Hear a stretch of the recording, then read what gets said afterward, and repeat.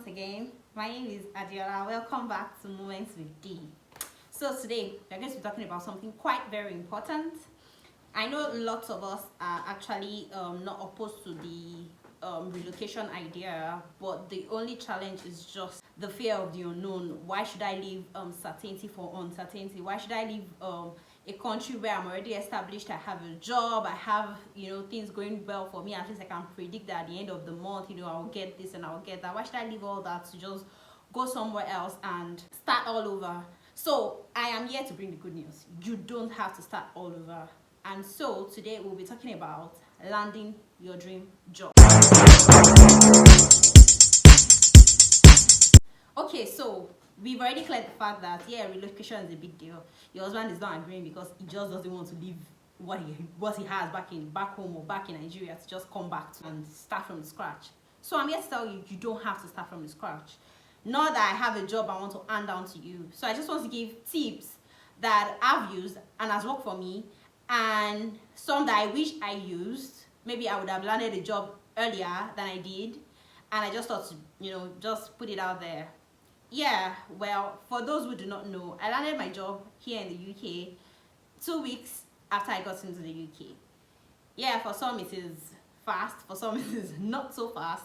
Well, I had people that actually got job from Nigeria and they got sponsorship down here. I didn't get that, but regardless, I got job 2 weeks when I got here. The first week they were actually on holiday, so once they resumed the second week, I was able to get a job. How was I able to get a job that fast or not so fast? What could I have done better? What did I learn while I was trying to get my job? These are the things I'll be bringing to you in this video. Now I'm thinking this video will be long, so I might have to put it into like a part 1 and part 2, because I don't want to rush over what I have to offer. Neither do I want to. Back in Nigeria, where I come from, we are jack of all trade, if I'll put it like that. So you can be an accountant and you'll be working as a relationship officer, coupled with like a salesperson, coupled with customer service, coupled with probably accountancy job, coupled with a whole lot of other things. So we do a lot of things regardless of your job function.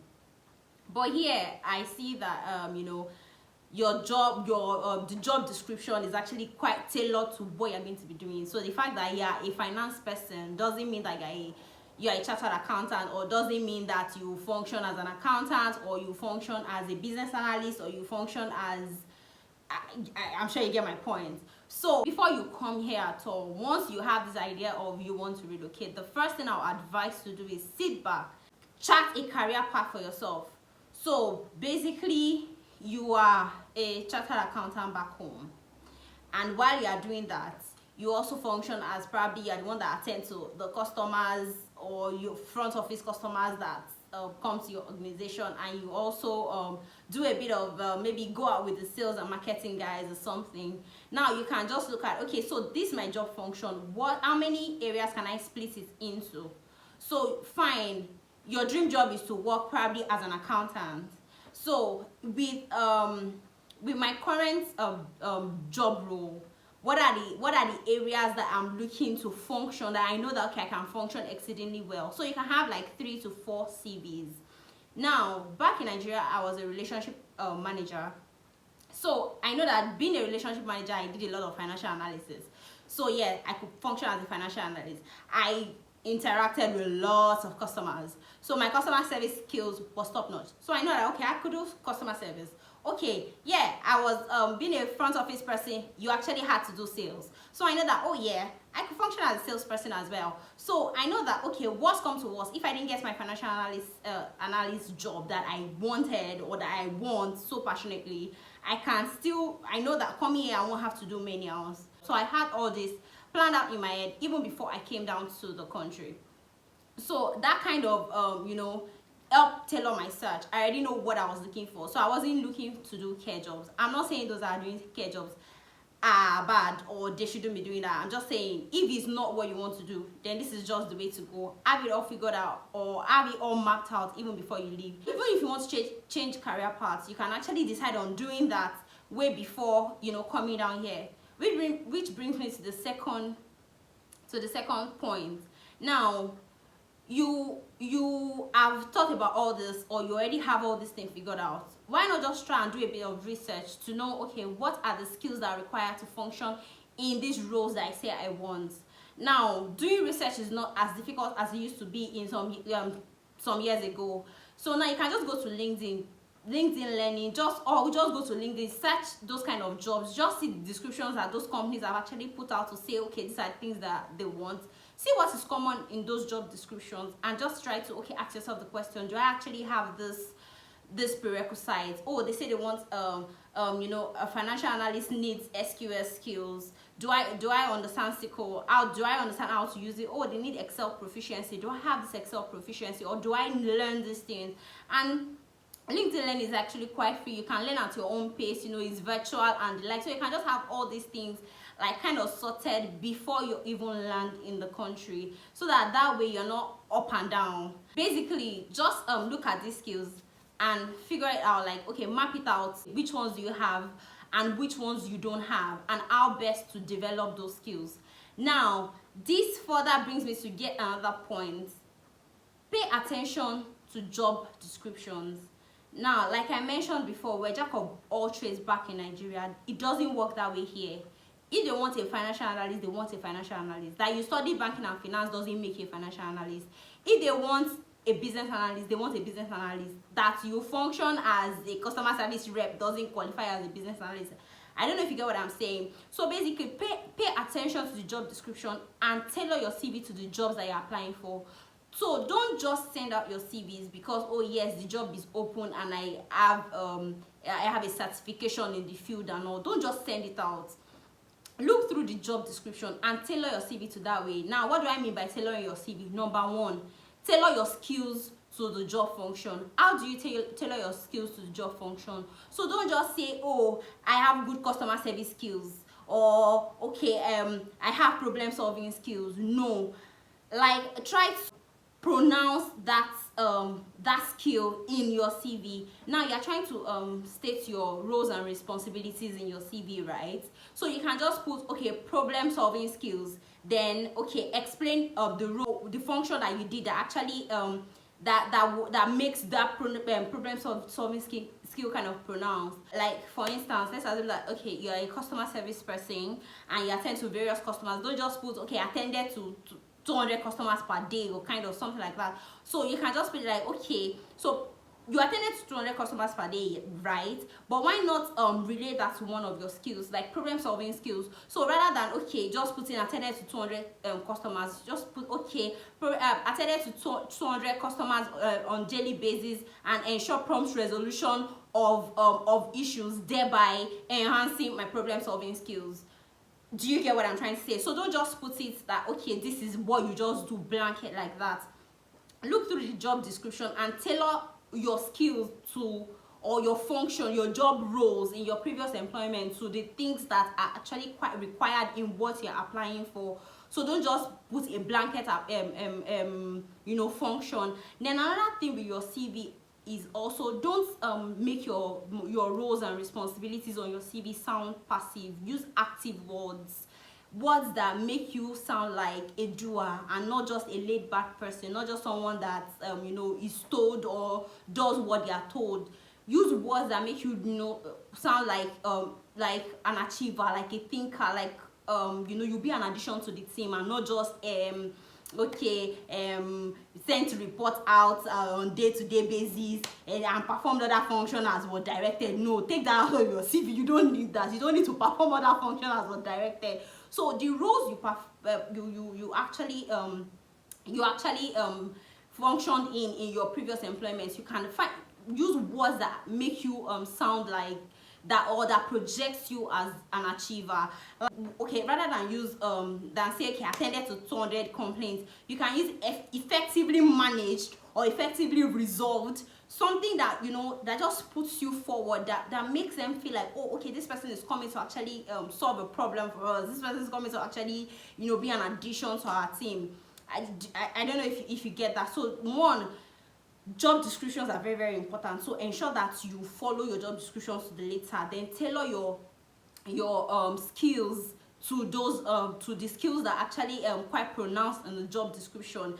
And ensure that your CV is actually is actually coined in a way that you sound as a doer. There are lots of organizations that actually help to work with CV, and you can also just run your CV by me. I'm not an expert in the field, but the ones I can actually just pick out for you, I can definitely just do that, and then we'll just get that over and done with. I don't know if you get what I'm saying. Now, another point I want to make again is prepare for your interviews. Now, here, your interviewers want you to be relaxed. They don't want you stressed. They kind of just ease the environment. But one thing I want you to know is interview here is very practical. They just ask you, so how many years experience do you have? So what is this or what is that? No. They ask you very practical questions. So you say you're a customer service person. Now tell me a time where you've offered excellent customer service to a customer. Those are the kind of questions you're going to be getting. So you have to actually prepare for these interviews. Like I mentioned earlier, LinkedIn is a very, very good resource as well. I'm going to be dropping in the description box link to a book that you can get. I know it's a worthy investment. It is LinkedIn made easy. It tells you how to set up your LinkedIn profile, what to put and what not to put, how to just ensure that your LinkedIn profile is looking very juicy for employers. Ensure that you click on this link, buy this book, and I'm sure you would not regret it. And it's knowledge gained is yours forever. So really just ensure that you take advantage of your social media platforms on their LinkedIn learning, that you can just check and okay, how do I prepare, what are the things that I need to do for an interview. Interview here is very practical, and one way I would advise that you answer your interview questions is to use the STAR approach. STAR approach, that's STAR. S standing for what is the situation, just the situation. So when you're trying to answer, like the question I asked earlier, so tell us of a time where you've offered excellent customer service. Now start with the situation. What was the situation that was on ground that you had to attend to? Just narrate the story. It could be fiction and it could be reality. Just have it at the back of your mind that okay, these are the things I'm going to say, or this is relating to my function. This is what I can say to this kind of question if I'm asked. So what is the situation? Then T, what is the task? So the situation is like narrating a customer walked into the bank, was irate, and was very after their maybe their PTA transaction has been left undone for about 2 weeks or something. I was on leave. That's the situation. The task was okay. It's a PTA transaction. It's been left for, so that's the task. The client wanted a PTA transaction and it has been left. Something like that. Then what is the action? So now this is the situation. This is the task. What did you do? How were you able to address the situation? Oh, I got exceptional approval. I leveraged on my interpersonal skills and team spirit with other team members to get things done. Something in that line. So what is the action? What did you do? Then what was the result of your action? Oh, so I was able to resolve it even though the customer came at maybe as cut off or something like that. I was able to resolve it and even went extra mile to deliver to the client at home. Something of that nature. So you can use the STAR approach. It is very advisable. So one thing is prepare for your interviews. Ensure that you have practical examples, even when you're not asked to actually maybe give an example, or when you're not asked a direct practical question. Ensure that even when you're answering your questions, whatever other passive questions that you're asked, you put an example forward, like okay, they just asked you something is relating to interpersonal or stakeholder management. You just say okay, there was a time your boss was sick and this one and that one, you had to step in to ensure that you manage necessary stakeholders to deliver on the sales pitch and warn the client, something in of that nature. So I'm just saying, like, even when you're not asked, give an example. It shows that okay, your CV has already kind of presented you as an active person or a doer, and now this example also kind of buttress your point, like this person actually knows how to like step up and get things done, and kind of, so it gives that kind of vibe to your interviewer. I hope you found this video very, very helpful. If you found it helpful, drop a comment in the comment section. Like, share, comment, subscribe as well. Share with your friends that are trying to relocate. Help someone as well. Don't just hoard it. Don't just have the information and keep it to yourself. help someone get better jobs, help someone to do better and achieve more in their pursuit to relocate. Thank you very much for watching my video. Till next time on Moments with E. Bye for now.